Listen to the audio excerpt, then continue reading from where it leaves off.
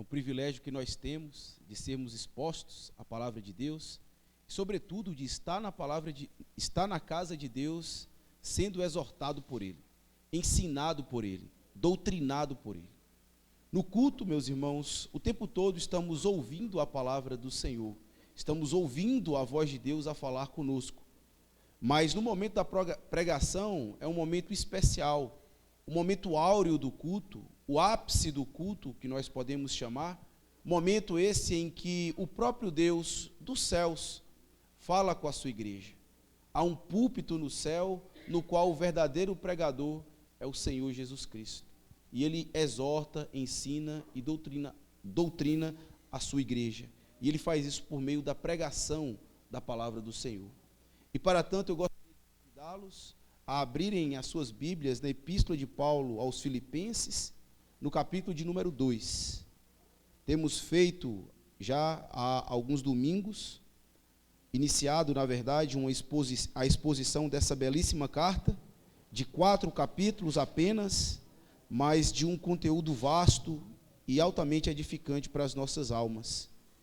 E hoje estaremos expondo, meus irmãos, o capítulo de número 2, do versículo 19 até o versículo de número 30.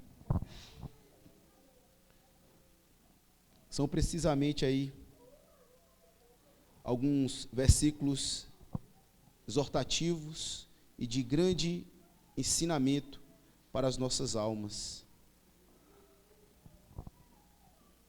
Filipenses, capítulo de número 2, versículo 19 até o versículo de número 30. Faremos a leitura de todos esses versículos e essa será a porção da nossa exposição essa noite. Todos encontraram? Diz assim a santa, inerrante e autoritativa palavra de Deus. Espero, porém, no Senhor Jesus, mandar-vos Timóteo o mais breve possível, a fim de que eu me sinta animado também, tendo conhecimento da vossa situação. Porque a ninguém tenho de igual sentimento que sinceramente cuide dos vossos interesses, pois todos eles buscam o que é seu próprio, não o que é de Cristo Jesus. E conheceis o seu caráter provado, pois serviu ao Evangelho junto comigo como filho ao Pai. Este, com efeito, é quem espero enviar, tão logo tenha eu visto a minha situação. Estou persuadido no Senhor de que também eu mesmo brevemente irei. Julguei, todavia, necessário mandar até vós Epafrodito, por um lado, meu irmão, cooperador e companheiro de lutas, e por outro, vosso mensageiro e vosso auxiliar nas minhas necessidades, visto que ele tinha saudade de todos vós e estava angustiado, porque ouvistes que adoeceu. Com efeito, adoeceu mortalmente. Deus, porém, se compadeceu dele, e não somente dele, mas também de mim, para que eu não tivesse tristeza sobre tristeza. Por isso, tanto mais me apresso mandá-lo, para que, vendo-o novamente, vos alegreis, e eu tenha menos tristeza. Recebei-o, pois, no Senhor, com toda a alegria, e honrai sempre a homens como esse, visto que por causa da obra de Cristo chegou ele às portas da morte, e se dispôs a dar a própria vida para suprir a vossa carência de socorro para comigo. Até aqui, meus irmãos, vamos mais uma vez orar ao Senhor, suplicando da parte dele a sua graça, iluminação, para que possamos entender e compreender qual seja a mente do Espírito Santo ao registrar essas palavras por meio do apóstolo Paulo. Oremos ao Senhor nesse instante.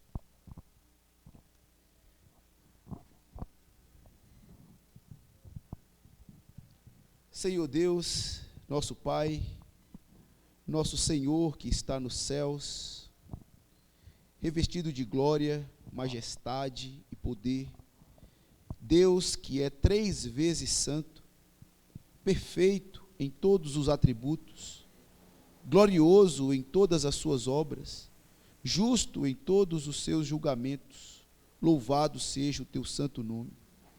Engrandecido seja o Senhor pela grandeza do teu poder, pela tão grande forma sábia, justa, do Senhor agir com o teu povo.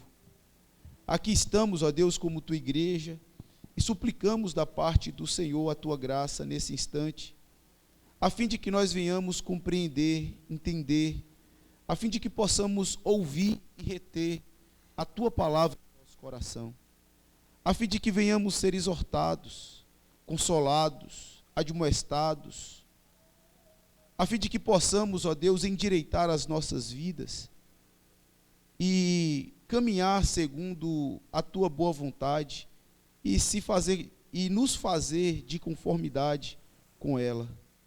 Somos falhos, ó Deus, como tu bem sabes, pecadores por natureza.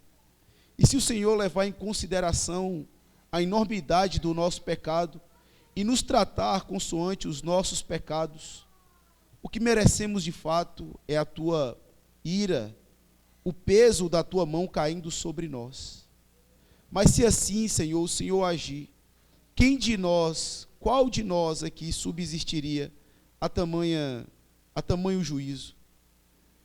Mas suplicamos, ó Pai, em nome do Senhor Jesus Cristo, e pelo amor que tu tem ao teu Filho Jesus, ao zelo que tu tem pelo teu próprio nome, e ao zelo que tu tem pela tua própria glória, queira, Senhor Deus, o Senhor falar ao coração dos homens, de modo que possa quebrar as correntes, quebrar as barreiras, fazer as escamas dos olhos caírem dos nossos olhos, e podermos tributar glória ao teu santo nome. Ó Deus, que a tua igreja possa ouvir a tua voz essa noite e ser edificada. Peço também por mim, Senhor Deus, porque pesa essa responsabilidade que esmaga os ossos de pregar a tua palavra, que pesa sobre mim, tendo em vista a enormidade das minhas deficiências, dos meus pecados, das minhas debilidades, da minha inaptidão e da minha inabilidade. Tu sabes, ó Deus, o quanto eu dependo do Senhor e o quanto eu sou fraco para esse serviço que o Senhor me chamou. Mas concede-me, ó Deus, por Cristo, a graça de ser fiel, de ser achado fiel e falar tão somente aquilo, o que o Senhor propôs para a tua igreja essa noite. Que possamos, ó Deus, ao sair daqui essa noite, ter plena convicção de que ouvimos a voz do Senhor e não a voz dos homens, não filosofia humana ou pensamento humano, mas a voz de Cristo Jesus reverberando pela tua palavra. Oramos assim, bondoso Deus, em nome de Cristo Jesus, o nosso Salvador. Amém.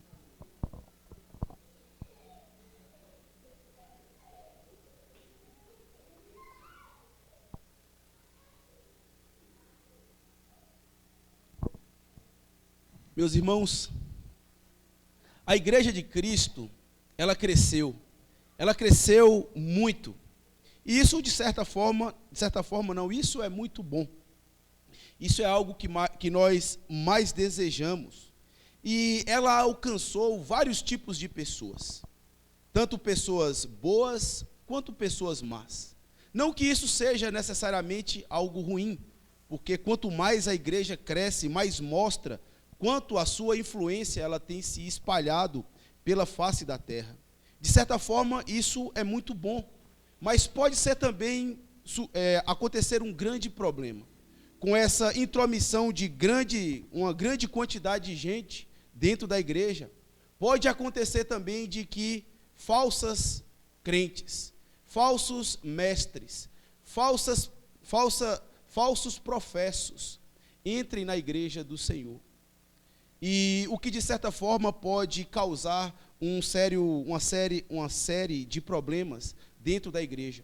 principalmente quando essas pessoas, elas conseguem influenciar, dominar ou até mesmo manipular a igreja do Senhor Jesus Cristo. Tudo isso, meus irmãos, porque a motivação dessas pessoas não passam nada mais, nada menos do que mero interesse próprio. Interesse de satisfazer as suas próprias concupiscências.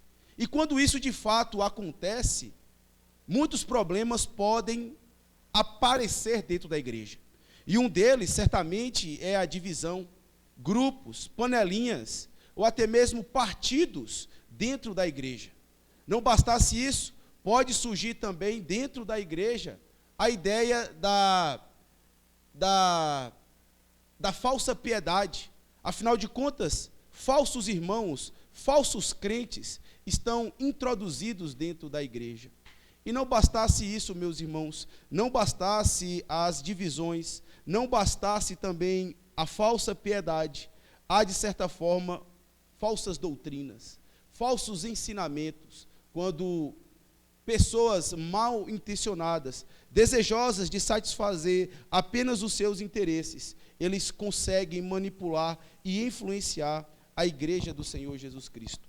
Até não precisa dizer que isso é muito comum, precisamente nos nossos dias, com as super igrejas, com os pastores midiáticos dos nossos dias, tentando, de certa forma, atrair um grande público, sem necessariamente se preocupar com a certeza de que crentes saudáveis e fiéis estão entrando, de fato, para o corpo de Cristo. Isso, de fato, é um grande problema. E talvez a pergunta que nós devemos fazer é: o que é que nós podemos fazer, tendo em vista que a igreja de Cristo cresceu e se espalhou pela face da terra, e agora uma grande quantidade de pessoas tem entrado para ela. E muitas vezes a vemos dividida, dilacerada, e até mesmo com falsa piedade. O que é que nós devemos fazer? O que é que uma igreja nesse estado pode se comportar? Algumas pessoas podem pensar que talvez, se mudar a igreja de local, talvez mude o estado espiritual da igreja.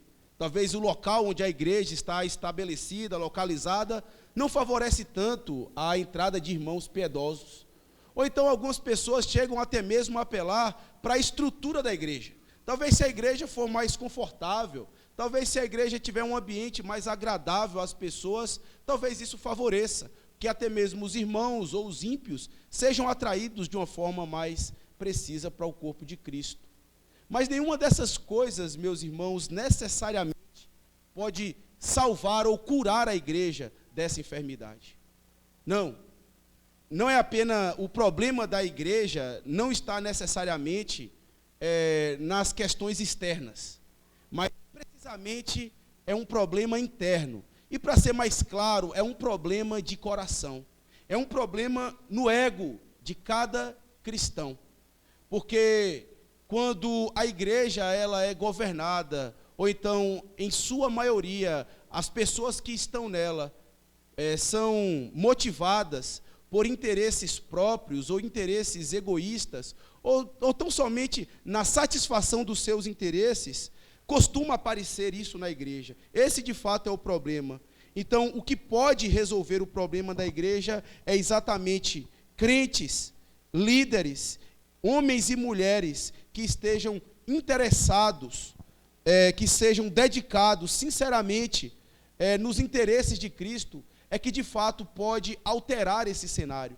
Apenas quando irmãos bem-intencionados, irmãos que, de fato, foram levantados pelo Senhor Jesus Cristo, esses, então, eles passam a dominar, a governar, a instruir, a dirigir a igreja. É exatamente e precisamente aí onde a igreja pode ter esse problema sanado. A grande dificuldade da igreja dos nossos dias não é necessariamente a fachada, a estrutura ou qualquer outra coisa externa, mas é exatamente no coração daqueles que lá estão, exatamente no interesse de cada um daqueles que ali congregam. E para que esse cenário mude, para que a divisão, a falsa doutrina ou qualquer outra coisa ruim que tenha dentro da igreja, para que essas coisas possam sair, é necessário que cada crente, cada líder, cada pessoa que está inserida na igreja, esteja motivado, decidido, comprometido com os interesses de Cristo Jesus. Somente quando a igreja entender isso, é que de fato ela conseguirá resolver os seus problemas. Ela poderá sanar as dificuldades que elas têm dentro da congregação. Não apenas mudar as coisas externas, mas mudar uma motivação interna do coração, a de satisfazer os interesses de Cristo e não necessariamente os interesses dele próprio. É exatamente isso, meus irmãos, que esses versículos ele tem a nos ensinar. Se tem algo que essa passagem ela nos ensina, é exatamente isso, que a igreja a igreja ela precisa de obreiros que se dedicam aos interesses de Cristo para atender às suas necessidades e superar as suas dificuldades. A única maneira que tem da igreja dos nossos dias ter as suas necessidades atendidas, os seus problemas sanados ou superados, é necessário que os obreiros que estão nela estejam interessados em satisfazer os interesses de Cristo. Porque, do contrário, o que eles irão fazer nada mais é do que satisfazer os seus próprios. Colocarão o seu coração, as suas motivações, os seus objetivos e imprimirão isso na igreja e deixará os interesses de Cristo de lado. É uma exortação muito séria, meus irmãos, e um convite a nós analisar o nosso coração e entender qual o interesse que nós estamos motivados a satisfazer, os nossos mesmos ou os interesses do Senhor Jesus Cristo. É apenas satisfazendo o interesse de Cristo e dedicados em satisfazer os interesses de Cristo, que a igreja então terá as suas necessidades atendidas e as suas dificuldades superadas. Era exatamente isso que a igreja dos Filipenses estavam passando. Havia falsos irmãos dentro da igreja. Havia falsos mestres também dentro da igreja. E haviam pessoas mal intencionadas, brigando em rixas, em contendas umas com as outras. E várias dificuldades e vários problemas surgiu dentro da igreja. Uma delas foi a briga entre Sintique e a sua companheira, como também a intromissão de falsos mestres e falsos irmãos que estavam ali.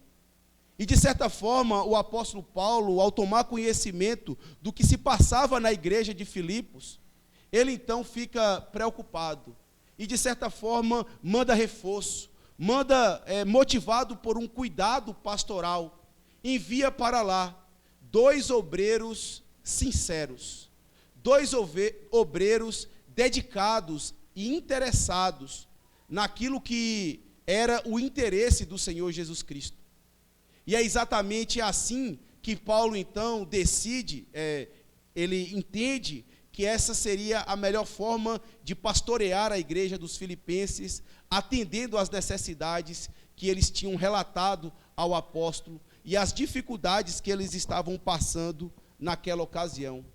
Do mesmo modo, meus irmãos, como a igreja de Filipos, ela precisava de obreiros sinceros e dedicados aos interesses de Cristo, para sanar as suas dificuldades e atender às suas necessidades, as suas dificuldades e atender às suas necessidades. Assim também nós, como igreja do século 21, devemos entender que precisamos de obreiros sinceros e dedicados aos interesses do Senhor Jesus Cristo.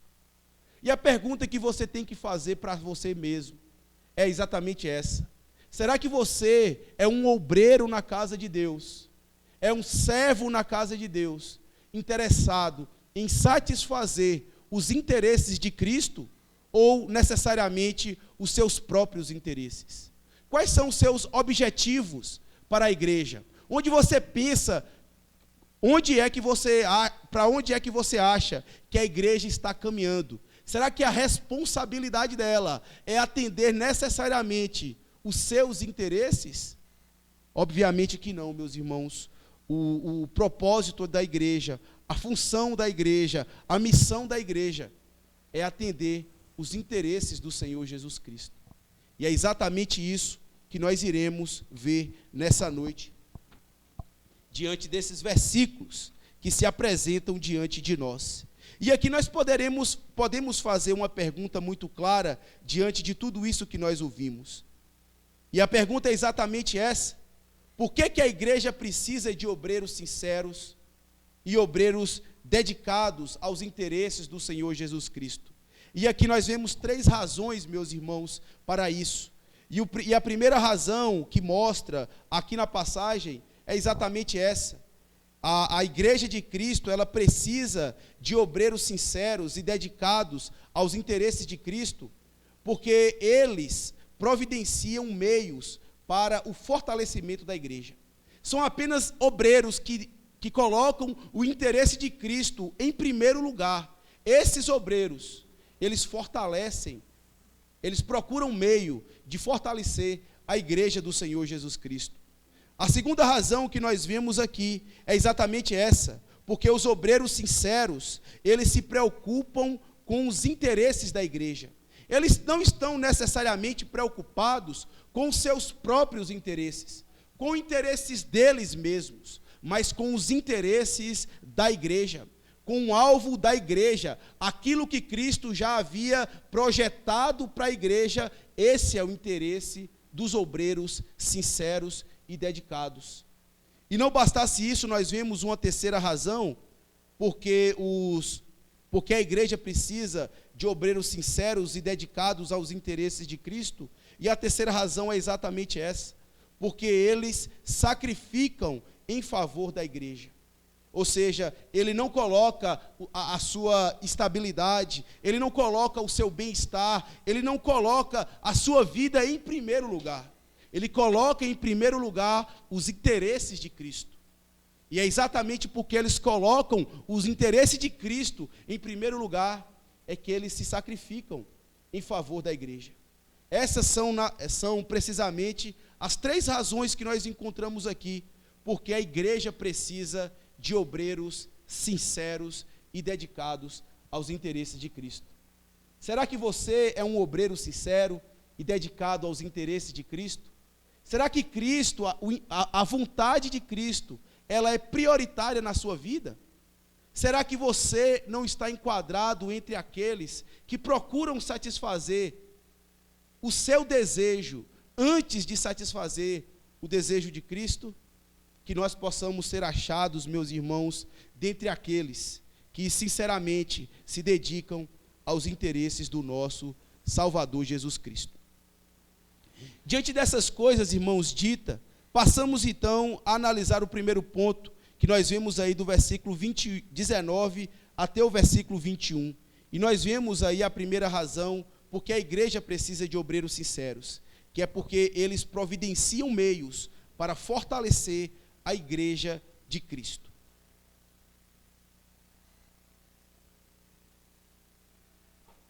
Acompanhe comigo o versículo de número 19 até o versículo de número 21.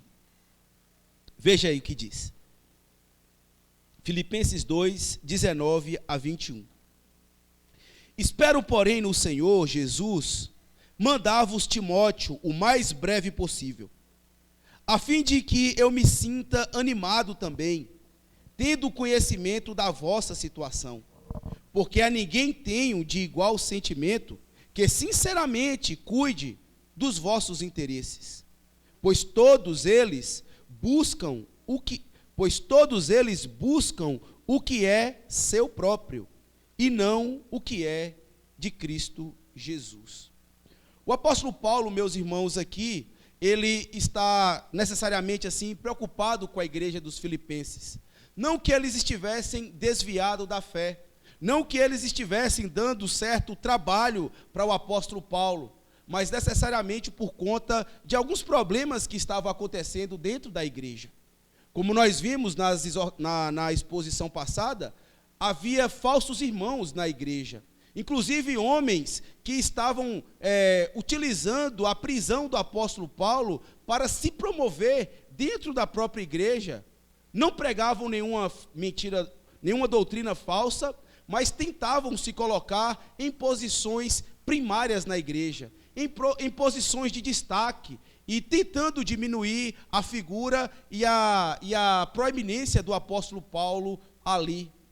Não bastasse isso, havia também dentro da igreja dos Filipenses uma briga entre duas irmãs, que nós vemos lá no capítulo 4, onde o apóstolo Paulo roga a Evódia e a Síntique que pensem concordemente. Ou seja, essas duas irmãs estavam necessariamente brigadas, rixadas umas com as outras, em contendas. Ou seja, havia divisão dentro da igreja dos Filipenses. Havia necessariamente um partido, havia necessariamente pessoas que se achavam melhores do que as outras. Ou seja, havia grupos, né, dentro da igreja. E não bastasse isso também, meus irmãos, não bastasse a intromissão de falsos irmãos, não bastasse a divisão dentro da igreja, ainda havia introduzido falsos mestres, falsos ensinadores, tentando judaizar, fazer com que os crentes de Filipos voltassem ao judaísmo, né? Paulo aqui no capítulo 3 os chama de cães. Se você olhar lá no versículo 2, ele diz, lá no capítulo 3, no versículo 2, ele diz assim: acautelai-vos dos cães, acautelai-vos dos maus obreiros, acautelai-vos da falsa circuncisão.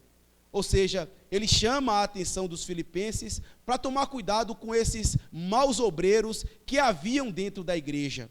E também lá no versículo 17 do capítulo 3, ele diz assim: irmãos, sede imitadores meus e observai os que andam segundo o modelo que tendes em nós. Pois muitos andam entre nós, dos quais repetidas vezes eu vos dizia, e agora vos digo, até chorando, que são inimigos da cruz de Cristo. O destino deles é a perdição, o Deus deles é o ventre, a glória deles está na sua infâmia, visto que só se preocupam com as coisas terrenas. Ou seja, havia maus obreiros dentro da igreja de Filipos. Haviam pessoas que estavam necessariamente interessadas, não nos propósitos de Cristo, não nos interesses de Cristo, mas nos seus próprios interesses, na vaidade do seu coração, naquilo que de certa forma ele atribuía grandeza, ou então lhe promovia glória, que na final de contas nada mais passava de uma vanglória. Mas era o que esses maus obreiros, eles estavam procurando. E o apóstolo Paulo, sentindo essa necessidade, ele então tem um tato pastoral, ele toma um cuidado pastoral, afinal de contas, ele amava a igreja dos filipenses. E é pensando exatamente nessas coisas que ele envia para lá dois homens que precisamente se preocupavam não com os interesses próprios, mas com os interesses do Senhor Jesus Cristo. Homens que eram necessariamente da confiança do apóstolo Paulo, homens que deram provas vivas de que eram de fato bons obreiros. E esses homens nada mais eram do que Timóteo e Epafrodito. Se você observar bem aí no versículo de número 19, o apóstolo Paulo diz assim: espero, porém, no Senhor Jesus, mandar-vos Timóteo o mais breve possível, a fim de que eu me sinta animado também, tendo conhecimento da vossa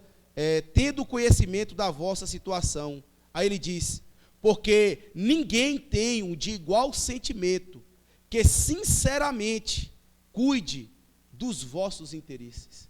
Timóteo era alguém, meus irmãos, que não estava preocupado com os seus próprios interesses na igreja de Cristo.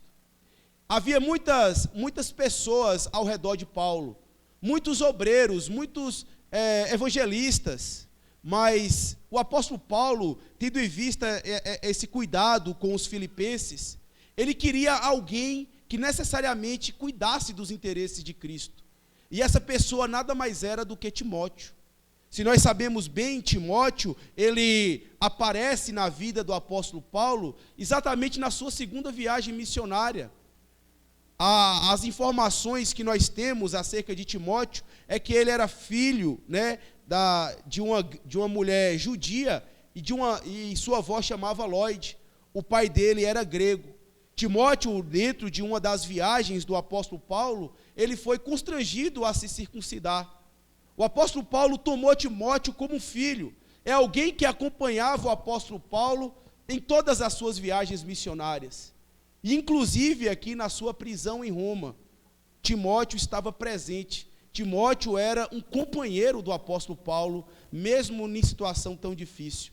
O apóstolo Paulo tinha um carinho enorme com Timóteo, a tal ponto de chamar ele de filho. Afinal de contas, ele o considerava filho por ser o seu filho na fé. Ele ter vindo à fé por meio da pregação do apóstolo Paulo.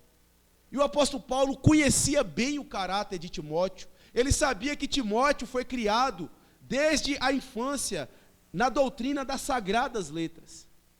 E não bastasse isso, ele foi doutrinado pelo maior missionário da história, por um dos maiores teólogos que já pisou na face da terra depois de Cristo, que foi precisamente ele. O apóstolo Timóteo, ele estudou com o apóstolo Paulo. Inclusive foi pastor, cuidou de várias igrejas, e agora, conhecendo o caráter de Timóteo, como ele tinha um caráter provado, um caráter que demonstrava amor pela igreja de Cristo, ele então é enviado para lá, para cuidar da igreja.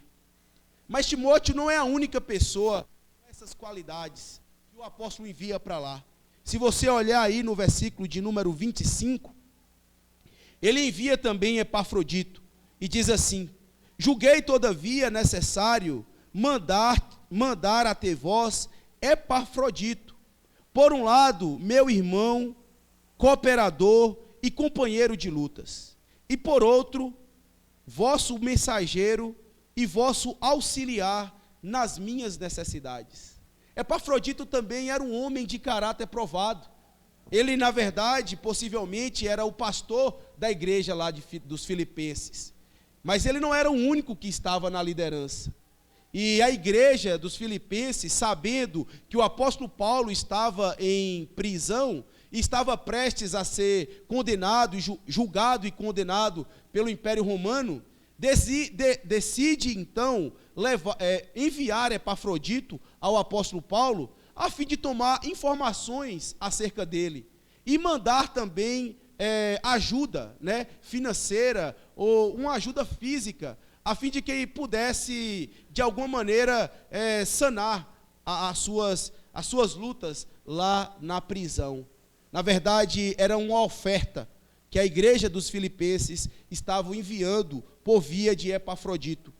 E acontece que Epafrodito ficou lá com o apóstolo Paulo e ajudava o apóstolo Paulo na sua prisão, sendo um companheiro de lutas para o apóstolo Paulo. Na verdade, nós vemos aqui a aproximação que o apóstolo Paulo tem dele, a ponto de chamar de irmão. Epafrodito, meu irmão, e meu companheiro de luta. Epafrodito não era alguém que estava apenas nos momentos áureos do apóstolo Paulo. Era alguém que também estava ali para ser um companheiro de dificuldades e suportador. E o apóstolo Paulo diz assim para os filipenses, tomando esse cuidado pastoral, ele diz: estou enviando para vocês também Epafrodito, que por um lado é o meu irmão, cooperador, companheiro de lutas, mas da vossa parte, mensageiro e auxiliar nas minhas necessidades. Em outras palavras, meus irmãos, o apóstolo Paulo estava tendo um cuidado pastoral, a fim de que pudesse fortalecer a igreja dos filipenses. Ele viu as suas dificuldades, ele viu as necessidades da igreja, e mesmo da prisão, o apóstolo Paulo está pastoreando as suas ovelhas que estavam angustiadas ali. É isso, meus irmãos, é precisamente disso que a igreja precisa. Se tem algo que a igreja dos nossos dias ela precisa, são obreiros sinceros, dedicados aos interesses de Cristo e não necessariamente aos interesses próprios dele. Não necessariamente preocupado se vai ser bem visto ou não pela sociedade. O que é que as pessoas vão achar dela? Se é bonito, se é feio? Não, nada dessas coisas. Não são de coisas externas que o apóstolo Paulo está preocupado, mas com o interesse de Cristo, com a saúde espiritual da igreja. E é exatamente por isso, então, que ele envia Timóteo e Epafrodito. Perceba que esses homens, eles eram não apenas da confiança do apóstolo Paulo, mas era também da confiança da própria igreja. A igreja já havia conhecido Timóteo, a igreja conhecia Epafrodito, eles tinham uma certa familiaridade e sabia que aquela pessoa que o apóstolo Paulo estava enviando era alguém confiável, era alguém seguro, era alguém em que eles poderiam confiar a sua alma de que estariam sendo bem pastoreados. Veja, meus irmãos, o quanto é importante uma igreja ser pastoreada por obreiros sinceros, obreiros que se dedicam pelos interesses, não seus, mas pelos interesses do Senhor Jesus Cristo. Eu preciso, meus irmãos, aplicar isso às nossas vidas. E a primeira coisa que eu gostaria de pensar com vocês é que a falta de obreiros sinceros, a falta de pastores, líderes, que se dedicam aos interesses de Cristo, a falta deles é uma desgraça para a igreja. É algo muito prejudicial à igreja do Senhor Jesus Cristo. Se tem algo que pode minar as forças da igreja, se tem algo que é capaz de fazer uma igreja ruir nas suas fundações, é exatamente a presença de líderes interesseiros. Líderes que estejam preocupados, única e exclusivamente, com os seus próprios objetivos, e não com os objetivos do Senhor Jesus Cristo, com os interesses do Senhor Jesus Cristo, com o que Cristo quer para a sua igreja, e não necessariamente o que eles querem para a sua igreja. E eu não tenho medo de errar, meus irmãos, é exatamente isso, é a carência disso, é exatamente a falta disso nas igrejas dos nossos dias, que tem feito as igrejas, muitas delas, minguarem espiritualmente, porque possuem líderes orgulhosos, líderes soberbos, preocupados tão somente com os seus interesses, e não com os interesses do Senhor Jesus Cristo. Mas isso não se aplica apenas aos líderes da igreja, aplica-se também aos membros da igreja, àqueles que estão na igreja. Se aquilo que as pessoas estão pensando, se aquilo que as pessoas estão motivadas a ouvir, a querer, são precisamente o cumprimento dos seus objetivos, dos seus interesses, e não necessariamente os interesses de Cristo, de certa forma, ela é conivente com a presença desses líderes. Ela é conivente com a falta de pastores e mestres e líderes sinceros, que rechaçam, e é elas quem os membros, na verdade, quem colocam esses líderes na posição em que eles se encontram. Então, necessariamente, a igreja, de um certo modo, ela está também contribuindo para com isso.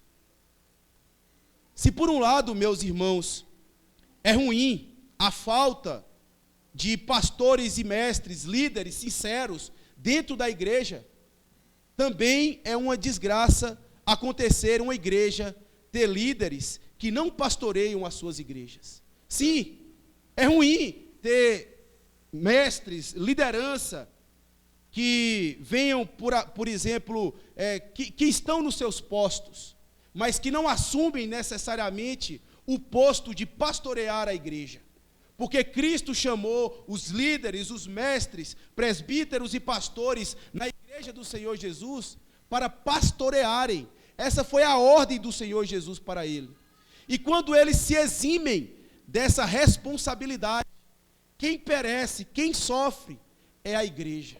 É a igreja que perece, que sua gota de sangue em meio às aflições. E aqui eu tenho uma aplicação para mim e para os meus irmãos presbíteros da igreja. Nós temos uma grande responsabilidade em pastorear essa igreja. Nós fomos chamados para pastorear, para cuidar, não apenas nos fazer de vista, mas assumir o nosso posto, assumir a nossa responsabilidade de pastores na igreja de Cristo, porque um dia Ele há de cobrar de cada um de nós. Não é de pouca importância, meus irmãos, assumir a responsabilidade de estar à frente da igreja de Cristo. Ele zela pelas suas ovelhas, Ele zela pelas almas que Ele morreu, e se Ele chamou homens para esse serviço, requer deles pastoreio, requer dele cuidado, requer dele cheiro, que eles tenham cheiro de ovelha, de cuidar da ovelha, botar a ovelha nos ombros, e exortar quando necessário, repreender quando for preciso, e não apenas fazer papel, não apenas ser papel de pastor ou papel de presbíteros, mas ser, de fato, pastores dos membros de Cristo. É isso, meus irmãos, eu não poderia deixar de fazer essas aplicações, porque, de fato, para a igreja de Cristo sanar as suas necessidades, para elas superar as suas dificuldades, elas precisam de obreiros que sejam sinceros e dedicados no serviço, nos interesses do Senhor Jesus Cristo. Como é que você tem se comportado na igreja do Senhor Jesus? Quando você vem ao culto, ou quando você se nomeia crente no seu trabalho, na sociedade, qual o interesse que você está procurando? É os seus próprios ou os interesses do Senhor Jesus Cristo? Ah, meus irmãos, que nós possamos considerar essa exortação vinda do apóstolo Paulo. São muitas as pessoas, ele diz aqui no versículo 21, pois todos eles buscam o que é seu próprio e não o que é do Senhor Jesus Cristo. A igreja precisa de obreiros que providenciem meios para fortalecer a igreja, E esses nada mais são do que os obreiros sinceros que se dedicam a esses interesses de Cristo. Essa é a primeira razão que nós encontramos aqui na passagem, e a segunda delas, meus irmãos, é exatamente essa. A igreja de Cristo, ela precisa de obreiros sinceros e que se dedicam aos interesses de Cristo, porque eles se preocupam com os interesses da igreja. Essa é a característica de um obreiro sincero. Essa é a característica de um obreiro que se dedica aos interesses de Cristo. Eles se preocupam com os interesses, não deles, mas com os interesses da igreja. Veja o que diz aí o versículo 22 e 23. E conheceis o caráter provado, né? Aqui ele está falando de Timóteo, e essa era a característica de Timóteo no versículo de número 21. Ele diz que Timóteo, ele procurava os interesses não deles, e essa foi o motivo da escolha do apóstolo Paulo. Ele escolheu Timóteo porque ele não procurava o seu próprio interesse, mas o interesse de Cristo Jesus. E aqui nós vemos as características de Timóteo, e necessariamente a característica de um obreiro sincero e dedicado. Diz assim o versículo 2: e conheceis o caráter provado, e conheceis o seu caráter provado, pois serviu ao evangelho, junto comigo, como filho ao Pai. Este, com efeito, é quem espero enviar, tão logo tenha eu visto a minha situação. Estou persuadido no Senhor de que também eu mesmo, brevemente irei até você. Paulo envia, meus irmãos, aqui, homens que se preocupam com os interesses da igreja.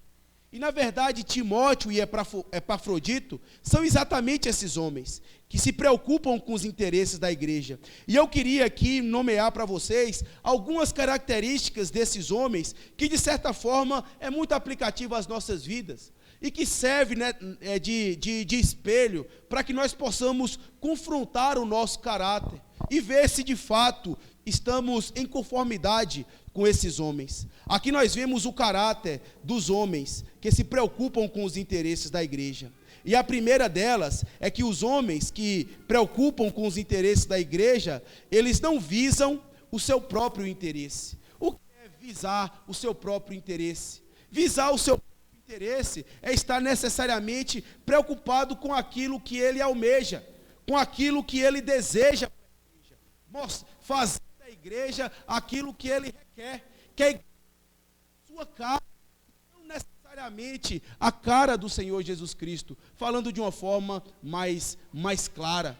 Eles procuram impetrar dentro da igreja o seu poder, a sua ordem, o seu mandamento, quando na verdade eles deveriam, como diz aqui o versículo 21, visar os interesses de Cristo. E essa é a característica primária desses homens. Eles visam os interesses de Cristo. E o que é visar os interesses de Cristo? Na verdade, assim, de uma forma clara, é exatamente isso. Tendo conhecimento de qual é a vontade de Deus e sabendo qual é o desejo do seu coração, o obreiro que eu digo, quando confronta o seu desejo com a vontade de Cristo, ele necessariamente baixa a guarda.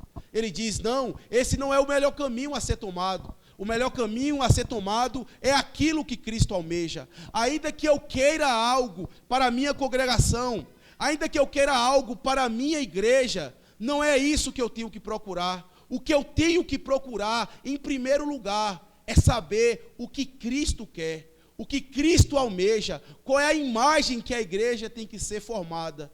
Isso é o que é de fato procurar os interesses de Cristo. Essa é a segunda característica. A terceira característica, meus irmãos, que nós vemos aqui, é que esses homens, eles têm o seu caráter provado, como o exemplo aí de Timóteo, no versículo 22, conheceis o seu caráter provado, pois serviu ao Evangelho junto comigo, como filho ao Pai. O caráter provado que o apóstolo Paulo se refere aqui a Timóteo é de alguém que teve a sua alma burilada por Deus, que experimentou grandes reveses em favor da igreja, que muitas vezes experimentou sacrifícios por conta da igreja, que deixou muitas vezes se padecer. Ele esteve em situações difíceis e optou nessas situações difíceis não por aquilo que eles queriam, mas por aquilo que Cristo almejava. Ou seja, a igreja dos Filipenses conhecia Timóteo e sabia que o caráter de Timóteo foi provado, ele passou, que muitas vezes foi colocado em prova, muitas vezes ele experimentou tentação, muitas vezes ele teve o seu caráter provado, mas ele se mostrou íntegro diante das oposições, diante das dificuldades. Ele não cedeu ao capricho dele ou ao capricho das pessoas, mas procurou, com todas as suas limitações, satisfazer a vontade do Senhor Jesus Cristo. Timóteo era um homem de caráter provado. A quarta característica, meus irmãos, que nós observamos aqui, está no versículo 25, a partir do versículo 25, observando agora o exemplo de Epafrodito. E a primeira coisa que nós vemos aqui é que são homens confiáveis. A igreja facilmente confia porque vê frutos, vê obras, a dedicação e o interesse deles por Cristo. O interesse deles, o almejo deles por Cristo. E é exatamente isso que nós vemos aqui em Epafrodito. Veja aí o versículo de número 25. Julguei, todavia, necessário mandar-te Epafrodito, por um lado, meu irmão, cooperador. É isso mesmo. Ele diz assim, meu irmão, cooperador, companheiro de lutas, e por um lado, e por outro lado, vosso mensageiro e vosso auxiliar nas minhas necessidades. Epafrodito também foi um homem de caráter provado. Preste bem atenção, ele estava muito bem estabelecido na igreja dos Filipenses. Ele poderia ficar lá acomodado, afinal de contas a vida cristã tem tantos problemas, por que eu sairia da minha igreja? Estou bem remunerado, estou bem situado, por que eu sairia daqui? Mas não, ele deixa o seu conforto, ele deixa os seus amigos, ele deixa aquelas pessoas próximas a ele para satisfazer os interesses de Cristo e segue então para Roma para atender às necessidades do apóstolo Paulo. E veja como o apóstolo Paulo o chama, meus irmãos. Veja que proximidade, veja que carinho, que companheirismo o apóstolo Paulo atribui a Epafrodito. Ele chama Epafrodito de irmão.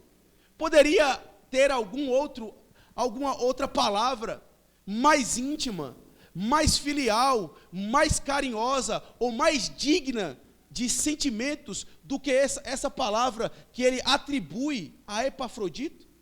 Porque o apóstolo Paulo não estava aqui necessariamente pensando em questões de filiação física, consanguinidade. Pelo contrário, ele estava pensando em questões espirituais. Ele estava pensando que ele tinha um mesmo Pai, que ele servia a um mesmo Deus, estava debaixo de uma mesma aliança. E então ele olha para Epafrodito, vê nesse homem tamanha sinceridade, tamanha cordialidade, tanto interesse sincero por Cristo, que ele diz assim: Epafrodito é o meu irmão, é alguém que eu me identifico como próximo a mim.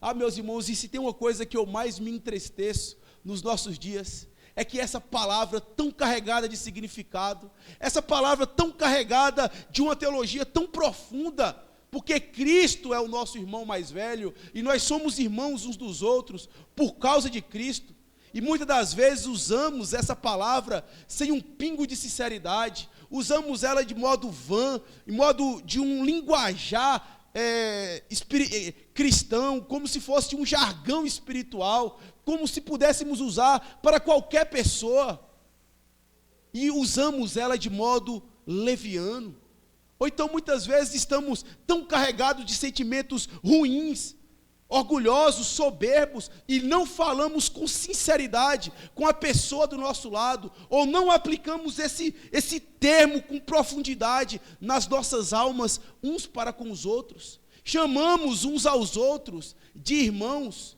mas apunhalamos pelas costas. Chamamos uns aos outros de irmãos, mas não agimos com a singularidade de irmãos, uns para com os outros. Isso é falta de sinceridade. Isso é hipocrisia nossa, isso é falta de conformidade com o que Cristo quer para a sua igreja. Se queremos ser obreiros sinceros, devemos dar peso a essa palavra, devemos chamar o irmão e nos comportar como irmãos, e não agir como inimigos, e apunhalar uns aos outros pelas costas, porque isso não é do caráter de Cristo, meus irmãos. E se não é do caráter de Cristo, não deveria ser caráter da igreja do Senhor Jesus Cristo. Eis a razão porque há tanta divisão dentro da igreja, porque chamamos uns aos outros de irmãos, mas não nos comportamos como irmãos uns dos outros. E o apóstolo Paulo vê isso, vê o obreiro sincero, dedicado aos interesses de Cristo, que saiu da igreja dos Filipenses e agora está lá em Roma, na prisão do apóstolo Paulo, para lhe ser um cooperador. E o apóstolo Paulo atribui um outro adjetivo a Epafrodito, chamando ele de cooperador. O cooperador nada mais é do que aquele que opera com o apóstolo Paulo, que trabalha junto com o apóstolo Paulo, fazendo a mesma obra, ou seja, a obra do Senhor Jesus Cristo. O apóstolo Paulo estava lá em Roma, e estava preso por causa do nome de Cristo, porque era um pregador de Cristo, E onde é que Epafrodito está? Na prisão. Epafrodito saiu do conforto da sua casa, andou milhares de quilômetros, até chegar em Roma, e se expor, e ser conhecido como o cooperador de um ladrão, conforme o apóstolo Paulo era visto pelo Império Romano, como uma pessoa delinquente, como uma pessoa que era perigosa para a sociedade. E o apóstolo Paulo diz assim para ele, que ele era um cooperador. Ele era um homem muito corajoso, meus irmãos, porque quem é que se colocaria em favor de um detento, de alguém que é visto pela sociedade como um criminoso? E era assim que o Império Romano via o apóstolo Paulo. Mas Epafrodito não temeu essas coisas. Ele foi para lá e se colocar como um cooperador, como alguém que trabalha junto, como um apoiador do apóstolo Paulo. E é exatamente por isso que ele usa o terceiro adjetivo, chamando aqui o Epafrodito de companheiro de lutas. Ele não era apenas irmão, ele não era apenas um cooperador. Epafrodito era também um companheiro de lutas. É muito fácil você encontrar um companheiro de glórias. É muito fácil você encontrar um companheiro para se alegrar, para se congratular com eles, para festejar com eles. Mas dificilmente você encontra um companheiro de lutas. Alguém que está interessado em carregar as suas dificuldades com você, de chorar junto com você, de experimentar dificuldades ao seu lado. E era exatamente isso que o Epafrodito fazia. Era exatamente esse o caráter do apóstolo Paulo, não era do Epafrodito. Na primeira dificuldade que aparecia para Epafrodito, ele não temia, ele não saía correndo, pelo contrário, ele apoiava, ele ia para junto com o apóstolo Paulo, porque ele estava decidido em atender as necessidades, os interesses de Cristo. E Epafrodito também, além de ser confiável ao apóstolo Paulo, era confiável à igreja. Tanto é que a igreja envia Epafrodito. Aí ele diz: e por outro lado, vosso mensageiro e vosso auxiliar nas minhas necessidades. Veja, a igreja dos Filipenses havia enviado Epafrodito para atender às necessidades do apóstolo Paulo. E agora o apóstolo Paulo envia novamente Epafrodito para atender às necessidades da igreja, como um irmão caríssimo, como um irmão interessado. Ele não enviou outro, ele enviou aquela pessoa que era capaz de pastorear, de cuidar da igreja dos Filipenses. Veja, meus irmãos, esse é o caráter de um verdadeiro obreiro, sincero e dedicado aos interesses de Cristo. Ao olhar o perfil, ao olhar o caráter desses homens, será que nós podemos nos identificar com ele? Será em que você está em falta com esses irmãos? O que é que necessariamente está faltando que há neles do que não há em você? Meus irmãos, isso é muito importante, porque eles são padrões de homens sinceros, homens que se interessam pelo interesse de Cristo. E qualquer coisa que foge disso seria necessariamente não ser um obreiro dedicado, interessado na obra do nosso Salvador. Diante dessas verdades, eu gostaria também de fazer algumas aplicações. Eu espero ser breve nessas aplicações, mas eu julgo muito oportuna para os nossos dias. E a primeira coisa que eu gostaria de falar aos irmãos é que nós devemos tomar muito cuidado, irmãos, com as fábricas de milagres que nós temos nos nossos dias. Existem muitas igrejas que fabricam milagres. Inclusive hoje, se você for em uma dessas igrejas, possivelmente está acontecendo algum milagre, uma cura, uma libertação ou alguma coisa do tipo. Na verdade, o milagre lá é agendado. Eles têm a data certa de acontecer. Muitas das vezes é o culto de libertação, é o culto de prosperidade, é o culto de qualquer coisa que possa acontecer um milagre lá. Mas eu gostaria de falar para você que você tem que tomar cuidado com essas igrejas que fabricam milagre. Veja, Epafrodito era foi um homem que entregou a sua vida a Cristo a tal ponto de adoecer. Ele esteve enfermo em certa ocasião lá, e o apóstolo Paulo deixa isso muito claro aqui, no versículo de número, lá no finalzinho, no versículo 30, ele diz assim: visto que por causa da obra de Cristo, chegou ele às portas da morte, e se dispôs a dar a própria vida para suprir as vossas carências. Ou seja, o Epafrodito, ele era tão interessado em satisfazer a vontade de Cristo, que ele não temeu as dificuldades, e até mesmo ele chegou a adoecer de junto do apóstolo Paulo. Ele adoeceu e chegou à beira da morte. E como nós vemos aqui, dentro de todo o relato, nós não vemos o apóstolo Paulo fazendo qualquer milagre ou fazendo uma cura, porque em várias passagens o apóstolo tinha esse dom.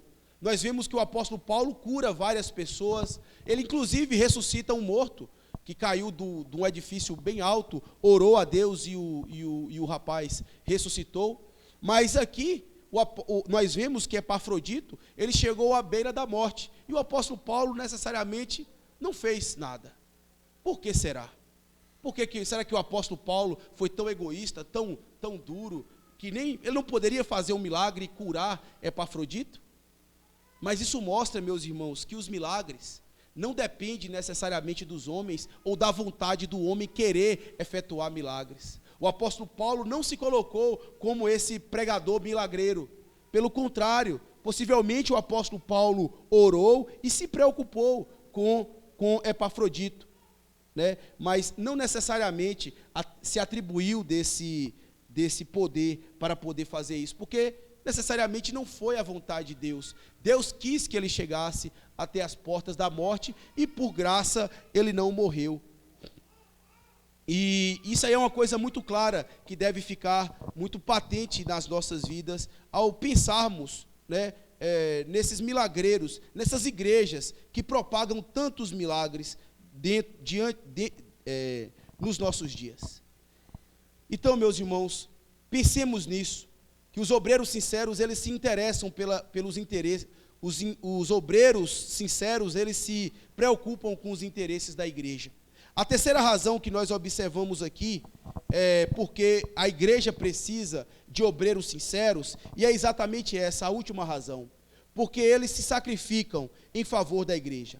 Eles não apenas se providenciam meios para fortalecer a igreja, eles não apenas se preocupam com o interesse da igreja, mas eles necessariamente se sacrificam em favor da igreja. Veja aí do versículo 26 até o versículo de número 30. Veja, diz assim: visto que ele tinha saudade de todos vós, e estava angustiado, porque ouviste que adoeceu, com efeito adoeceu mortalmente. Deus, porém, se compadeceu dele, e não somente dele, mas também de mim, para que eu não tivesse tristeza sobre tristeza.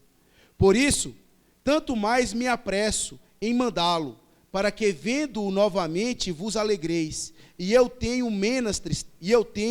menos tristeza. Recebei-o, pois, no Senhor com toda a alegria, e honrai sempre homens como esse, visto que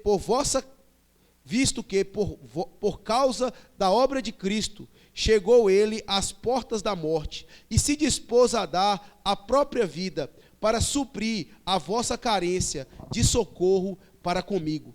Aqui nós vemos, meus irmãos, esse caráter sacrificial do Epafrodito. Veja como o apóstolo Paulo pinta o retrato dele aqui para nós. Aqueles que buscam, meus irmãos, os interesses de Cristo, eles se sacrificam em favor da igreja. E isso nós vemos, em primeiro lugar, na pessoa do Epafrodito. Nós vemos aqui que Epafrodito, ele sacrifica até mesmo a sua vida em favor da igreja. Ele foi acometido por uma doença mortal, que ele chegou à beira da morte, mas nem por isso ele se esquivou da sua missão.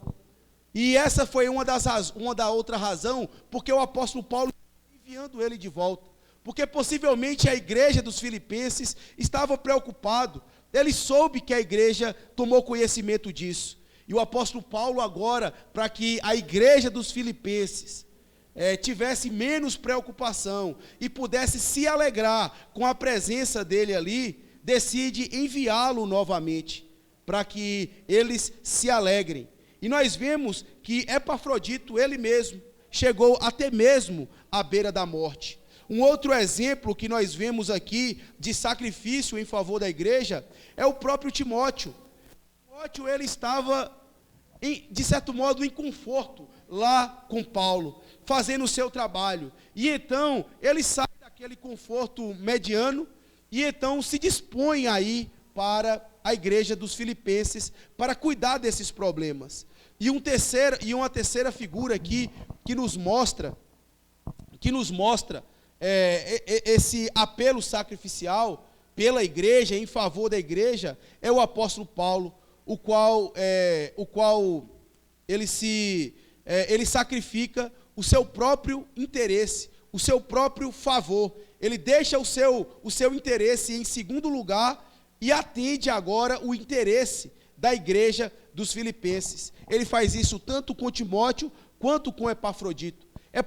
Epafrodito era um homem, um braço para ele. Era um trabalhador esforçado. É alguém que ajudava o apóstolo Paulo nas suas lutas. Mas para que a igreja dos filipenses pudesse gozar de alegria, para que ele pudesse ver a igreja satisfeita e feliz com a presença daquele amado irmão no meio deles, o apóstolo Paulo pensa assim: olha, ele é de grande ajuda para mim, mas como eu prefiro que vocês sejam felizes, para que eu veja a alegria de vocês e com isso eu tenha menos tristeza, eu decido então enviar novamente Epafrodito. A verdade, meus irmãos, é que aqueles obreiros sinceros, que se dedicam pela obra de Cristo, eles se sacrificam em favor da igreja. Eles não colocam os seus interesses em primeiro lugar, ele coloca o interesse de Cristo em primeiro lugar, e assim age em favor da igreja.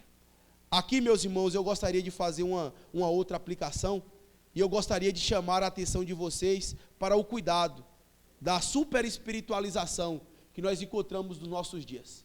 Às vezes os crentes, eles pensam que passar tristeza, ter doença ou sentir saudade são coisas frutos do pecado.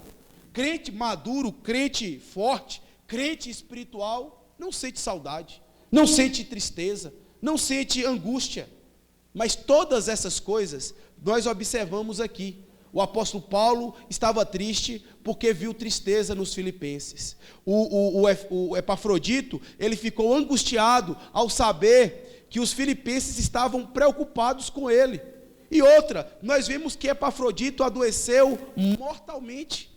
Então, meus irmãos, doença, saudade, tristeza são coisas próprias da natureza humana e não necessariamente evidência de falsa espiritualidade ou de um cristão fraco. Muitas das vezes nós sentimos tristeza, sentimos angústia, e quando somos questionados: como é que você está? Estou bem, e faz uma fisionomia de quem de fato está bem, como não estando bem. A verdade, meus irmãos, é que tristeza é próprio da natureza humana, caída, infelizmente, e muitas das vezes nós nos entristecemos. E não apenas tristeza, doença.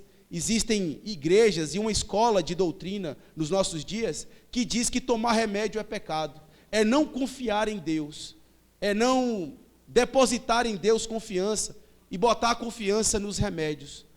Não caiam nessa heresia, meus irmãos. Deus dá sabedoria aos homens para que eles possam auxiliar até mesmo no tratamento da saúde. Isso é algo benéfico, isso é algo bom para a igreja e para a sociedade. E além disso, meus irmãos, nós temos uma segunda aplicação que eu gostaria de fazer. O apóstolo Paulo diz aqui que nós devemos honrar homens como esses. Olhe, se tem algo que a igreja tem carência, se tem algo que a igreja dos nossos dias necessita, é de homens como Timóteo e Epafrodito. Homens sinceros, homens dedicados aos interesses da igreja. Meus irmãos, o dia que nós tivermos a oportunidade de encontrar homens tais como esses, devemos honrar esses homens, como o apóstolo Paulo, ele deixa muito claro aqui. Ele diz assim no versículo 29, recebei, pois, no Senhor com toda a alegria, e honrai sempre homens como esse. Honrai homens que se dedicam ao trabalho do Senhor, que se dedicam pelos interesses de Cristo, e honrem esses homens. Não deixem eles escapar das suas mãos, porque ele será benefício para a igreja. E aqui também cabe uma exortação de nós sempre estarmos orando para os nossos líderes, para que eles sejam homens assim, para que eles sejam homens sinceros, íntegros, desejosos de satisfazer a vontade de Cristo na igreja, e não as vontades dele, não a vontade do pastor, não a vontade do presbítero, mas a vontade de Cristo. É essa que tem que imperar dentro da igreja, e devemos honrar homens tais como esse. E aqui, meus irmãos, nós chegamos ao final dessa exposição. E a conclusão do meu sermão, eu só gostaria de falar uma coisa para vocês. A igreja só será restaurada na sua saúde espiritual quando ela se preocupar não com seus interesses, mas com os interesses de Cristo. Se a igreja presbiteriana de Itaberaba quer ser uma igreja saudável, uma igreja vigorosa, uma igreja cujos obreiros são sinceros e dedicados à obra do Senhor, ouçam isso com atenção. Abandone os seus interesses próprios. Abandone os seus próprios objetivos dentro da igreja e corra para satisfazer os interesses de Cristo aqui dentro. Abra comigo no capítulo 3, do versículo 12, e veja como o apóstolo Paulo é um exemplo claro disso para nós. A partir do versículo 12, no capítulo 3, é só você voltar uma página, diz assim, versículo 12, não que eu tenha já recebido, ou tenha já obtido a perfeição, mas prossigo para conquistar aquilo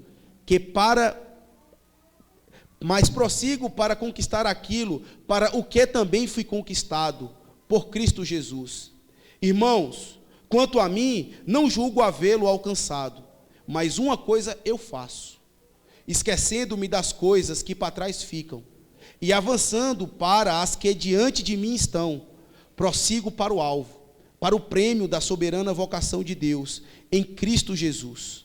Meus irmãos, devemos fazer como o apóstolo Paulo, correr para os interesses de Cristo, porque um dia, fazendo assim, nós nos encontraremos com Ele, e a igreja, ela deixará suas rugas, e em vez de parecer com os maus obreiros, parecerão necessariamente com o seu noivo. Que Deus nos ajude, nos abençoe, e que nós possamos sair daqui essa noite certos disso. Não se esqueça disso. A igreja presbiteriana de Itaberaba, não apenas a igreja presbiteriana de Itaberaba, mas a igreja de Cristo no mundo, no Brasil e no mundo, ela precisa de obreiros sinceros, que se dedicam aos interesses de Cristo. Apenas assim, ela terá os seus interesses, suas necessidades atendidas e as suas dificuldades superadas. Que Deus nos ajude, nos abençoe. Vamos orar ao Senhor. Bondoso Deus, louvado seja o Senhor pela tua palavra de exortação, uma palavra clara, Senhor Deus, da tua parte, que queremos tomar para nós, que queremos, ó Deus, aplicar ela à nossa vida. Ó Deus, não deixa que nós venhamos sair daqui mais endurecidos, que nosso coração possa ser tocado pelo Senhor, e sermos, ó Deus, tomarmos Timóteo e Epafrodito, como também o apóstolo Paulo, como exemplos de obreiros, de homens e mulheres que servem ao Senhor na sua igreja. Que nós sejamos, ó Deus, homens e mulheres sinceras, sejamos homens e mulheres dedicados, não aos nossos interesses, mas aos interesses de Cristo. Que a vontade de Cristo seja necessariamente aquilo que nós almejamos, porque do contrário, Senhor, as nossas dificuldades e as nossas necessidades só tenderão a aumentar. E pedimos a Ti que isso não aconteça. Abençoa a liderança dessa igreja, abençoa os membros dessa igreja, abençoa, meu Deus, aqueles ainda que o Senhor irá introduzir nessa igreja. Que cada um de nós sejamos obreiros sinceros e dedicados aos interesses de Cristo. Assim nós oramos, em nome dele. Amém. Gostaria de chamar aqui o presbítero Ricardo, também o presbítero Ludinei, para a administração da Santa Ceia.